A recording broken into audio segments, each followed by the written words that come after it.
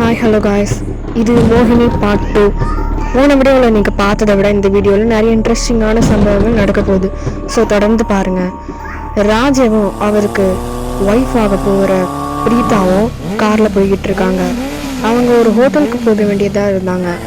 ஆனால் கொஞ்சம் ஸ்நாக்ஸ் சாப்பிட்டு போகலான்றதுக்காக ஒரு டீ ஸ்டாலில் நிறுத்தினாங்க. அங்கே போய் கொஞ்சம் டீயும் காஃபியும் அவங்க குடிச்சிட்டு இருக்கும்போது ராஜாவோட கண்ணு அங்கே வந்து மோகினி மேலே பட்டுச்சு. மோகினியோட வாசனத்தை பிடிச்ச அந்த ராஜீவ் மோகினி மேலே பைத்தியமாக ஆரம்பிச்சிட்டான். இதை பார்த்த பக்கத்தில் உட்காந்துட்டு இருந்த அவங்க ஒய்ஃப் வந்து தட்டி விடுறாங்க. மோகினியோட வாசனையை பிடிக்கிறாரு ராஜீவ். உடனே அவர் எழுந்து மோகினி பின்னாலேயே கிளம்ப ஆரம்பிக்கிறாரு. அதுக்கப்புறம் மோகினியை திருப்பி பார்த்து சொல்கிறாரு, எங்கள் கூட வந்து எங்கள் டேபிள் கிட்ட வந்து உட்காருங்க அப்படின்னு. அவங்க இவங்கக்கிட்ட என்னென்னமோ கதையெல்லாம் சொல்கிறாங்க. எனக்கு வீடு இல்லைன்னு, இன்றைக்கி ஒரு நாள் தங்குறதுக்கு உங்கள் வீட்டை கொடுங்கன்னு. ஆனால் இவளை பார்த்தா அந்த மாதிரி தெரியல, ஏதோ பணக்கார வீட்டு பொண்ணு மாதிரி தான் இருக்கா. அவள் போட்டு இருக்கிற அந்த நகம் மெஹந்திலாம் பார்க்கும்போது பிரீதாவுக்கு டவுட் வந்துடுது. அவளுக்கும் நம்ம மேலே டவுட் வந்துடுச்சுன்னு தெரிஞ்சிருச்சு.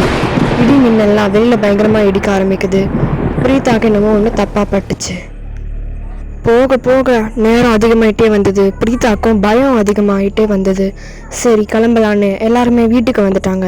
பிரீதா எங்கே இருங்க, நான் கொஞ்சம் காஃபி எடுத்துகிட்டு வரேன்னு சொல்லிட்டு போயிட்டாங்க. போயிட்டு திரும்பி வந்து பார்த்தா அங்கே யாருமே இல்லை. அதுக்கப்புறம் ராஜீவோட ரூமுக்கு புறப்படுறாங்க. ராஜீவ் ரூமில் போய் பார்த்தா ராஜீவ் நிம்மதியாக படுத்துட்டு இருக்காரு. அவங்க எதிர்க்க அந்த மோகினி உட்காந்துட்டு இருக்காங்க. கண்ணாடியில் ஒரு உருவம் தெரியுது.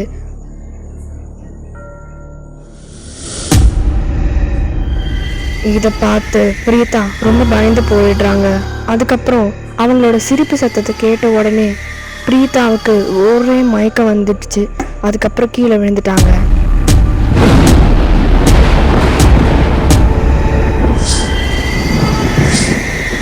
மோகினி திரும்ப கண்டினியூ ஆகும். அது வரைக்கும் நம்மளோட சேனலை சப்ஸ்கிரைப் பண்ணிடுங்க.